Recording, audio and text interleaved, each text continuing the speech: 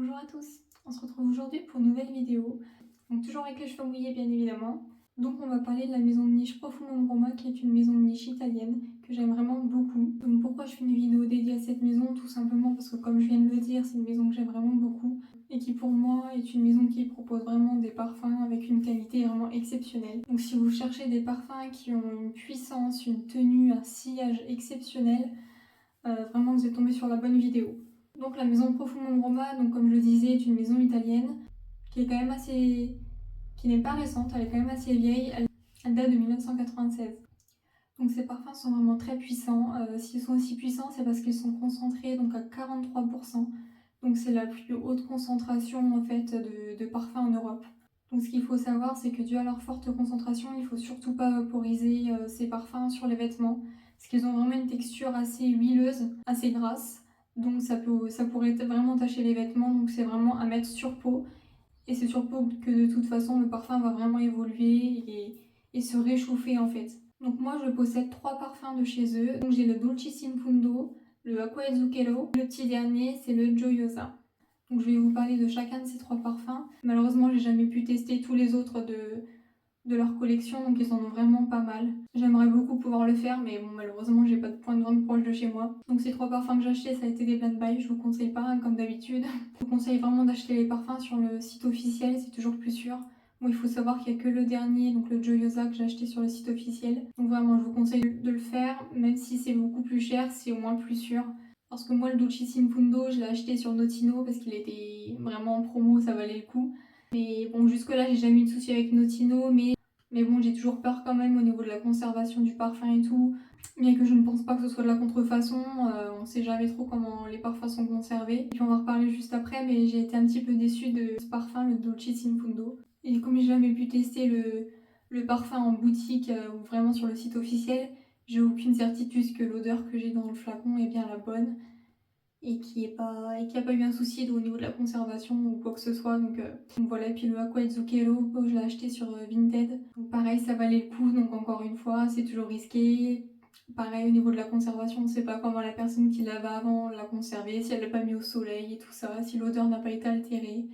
Et puis on ne sait pas non plus si c'est pas de la contrefaçon aussi, ça malheureusement on peut pas le savoir. Et comme encore une fois, j'ai jamais senti les parfums originaux directement en boutique officielle ou sur le site officiel, j'ai aucune certitude que ce que je sens, c'est bien l'odeur qui doit en ressortir. Mais bon, ça c'est tout. C'est un choix entre payer moins cher, mais sans être vraiment sûr de ce qu'on a, ou être sûr, mais payer beaucoup plus cher. Donc c'est tout. Donc après, le dernier, je l'ai bien acheté sur le site officiel. Et si je devais en racheter, je ferais ça aussi, même si c'est beaucoup plus cher. Donc bref, parenthèse fermée, on va commencer tout de suite avec le Dolce in Fundo. Donc on commence tout de suite avec le Dolce in Fundo. Donc c'est le seul que je possède vraiment en gros format en 100 ml. Très honnêtement, vu la puissance des parfums, c'est pas forcément nécessaire de posséder des aussi gros flacons parce que pour les finir, il faut le faire. Hein. Je pense que ils sont quand même assez puissants. Bon, celui-là sur les 3, c'est peut-être le moins puissant, je dirais, mais il est quand même très très puissant. Donc la bouteille se présente comme ceci.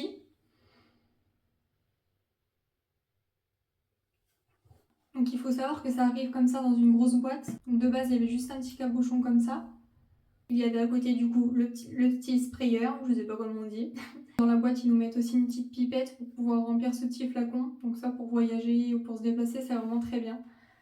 Donc moi, j'avais mis le jus dedans. Et du coup, c'est un petit roll-on. Donc pour parler de l'odeur, comme c'est ce qui nous intéresse ici, autour des agrumes siciliens et de la vanille. Ça sent un peu le citron confit, mandarine avec de la vanille. J'ai vu beaucoup de personnes le comparer un peu à une odeur un peu madeleine, un petit peu citronnée. Alors moi, quand je le sens au flacon, c'est vraiment ce que je sens aussi, c'est vraiment très agréable. Ça fait très gâteau, un petit peu, oui, comme une madeleine à la vanille, un petit peu citronnée. Et le problème, c'est que moi, quand je le spray, il n'a pas du tout la même odeur qu'au flacon. Et en fait, pour moi, il y a vraiment une note un petit peu comme alcoolisée, ambrée, qui ressort et qui est vraiment extrêmement forte. Donc c'est pas alcoolisé dans le sens l'alcool dans le parfum, c'est vraiment l'odeur en fait, je pense qu'il veut ça du parfum, avec une note très ambrée, très, comme je vous dis, alcoolisée. Et ça prend vraiment trop le dessus et malheureusement pour moi c'est vraiment une note qui m'écoeure et je sais pas pourquoi ça sent ça. Donc est-ce que c'est le parfum vraiment qui est comme ça ou c'est parce qu'il a tourné, je ne sais pas. En tout cas ça fait que très peu de temps que je l'ai, ça fait vraiment que quelques mois. Moi chez moi voilà je le conserve bien mais je sais pas Notino comment il le conservait. Donc voilà, je sais pas, c'est peut-être l'odeur qui est comme ça, donc je sais pas si vous l'avez déjà testé, est-ce que vous avez aussi senti une odeur un petit peu ambrée comme je vous le décris. Enfin, moi du coup je suis un peu déçue parce que vraiment quand je le sens comme ça au niveau du flacon, j'adore l'odeur, ça fait vraiment très gâteau, vraiment petite madeleine vanillée, citronnée, mais sur ma peau, ce côté ambré prend énormément le dessus. Et pendant toute l'évolution du parfum, malheureusement cette note est toujours présente. Même si la vanille se développe un petit peu au fur et à mesure, en fait cette note est vraiment persistante. Et comme je vous disais, ce sont des parfums vraiment qui ont une puissance extrême, qui ont une puissance, une tenue, mais de dingue. Là pour se débarrasser de cette odeur, c'est très compliqué.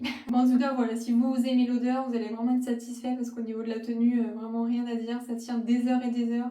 Il n'y a pas besoin d'en remettre, vraiment c'est incroyable. Donc voilà pour le Dulcissimo Fundo.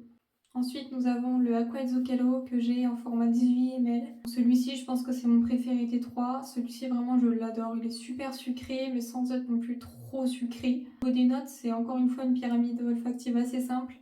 Donc on a de la fleur d'oranger, des fruits rouges et de la vanille. Beaucoup de personnes l'ont comparé apparemment au Pink Sugar. Donc je comprends un petit peu l'esprit, c'est vrai que ça y ressemble.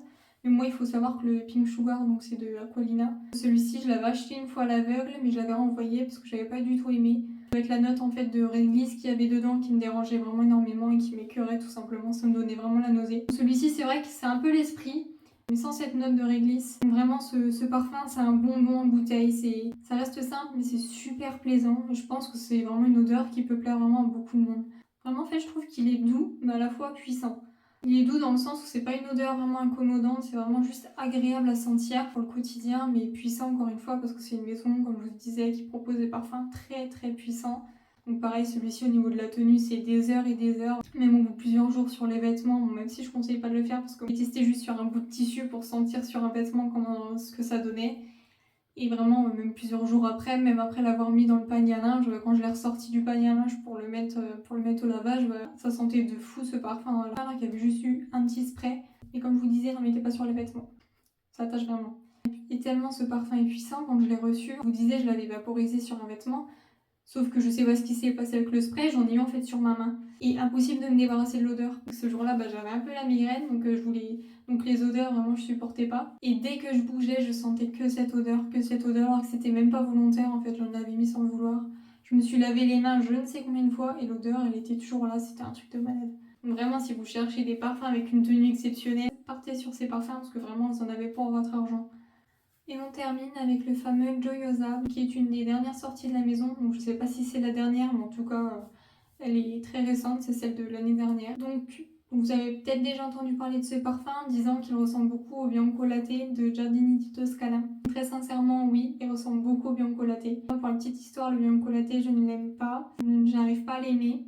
J'avais acheté en fait un kit échantillon de la marque Giardini di Toscana il y a quelques temps pour sentir ce fameux Bianco Latte, et il y a vraiment une note en fait qui me dérange énormément, comme un côté un petit peu fumé ou je ne sais quoi qui me dérange vraiment, un peu fort, qui me monte au crâne. C'est peut-être dû à la coumarine, je sais pas, parce que dans les notes olfactives, ça parle de coumarine et c'est la seule note que je ne connais pas vraiment. Peut-être que ça venait de ça, donc à part ces notes qui me dérangeaient, j'étais persuadée que le Bianco Latte aurait pu me plaire. Donc quand j'ai vu qu'il y avait un parfum qui pouvait lui ressembler et qui n'avait pas visiblement cette note de coumarine dans les notes olfactives, je me suis dit, je me lance et on essaye. Donc au niveau des notes, on nous parle d'ambre, d'orange, de bergamote, noix de coco, de jasmin, de musc et de vanille. Donc honnêtement, je perçois pas vraiment chacune de ces notes quand je sens ce parfum. Donc tout ce que je peux dire, c'est que vraiment ça sent le Bianco Latte pour moi.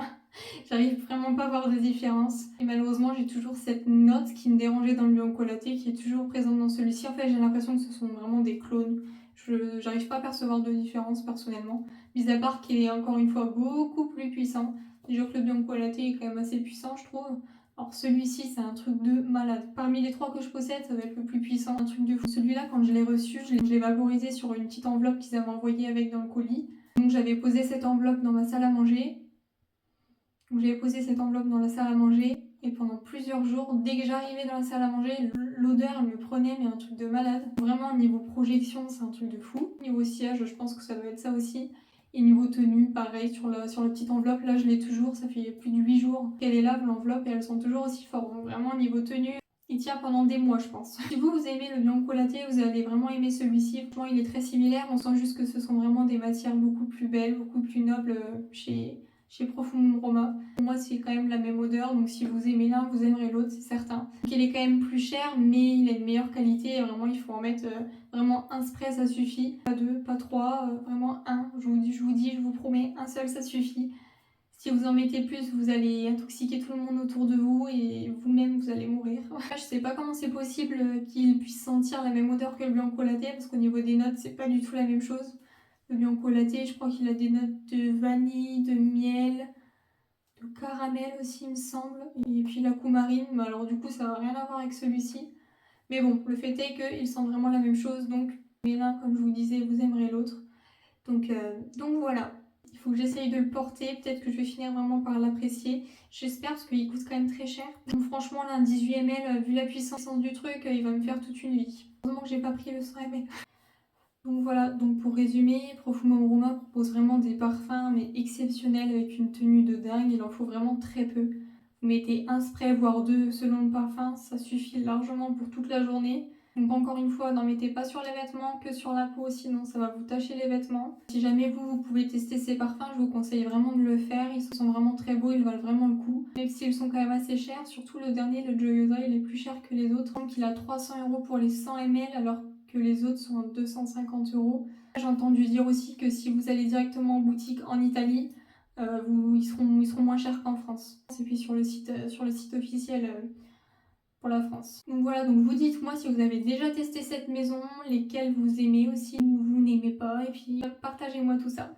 Merci de vous abonner et de liker la vidéo, ça m'aiderait beaucoup. Donc voilà, merci beaucoup, bonne journée et à bientôt.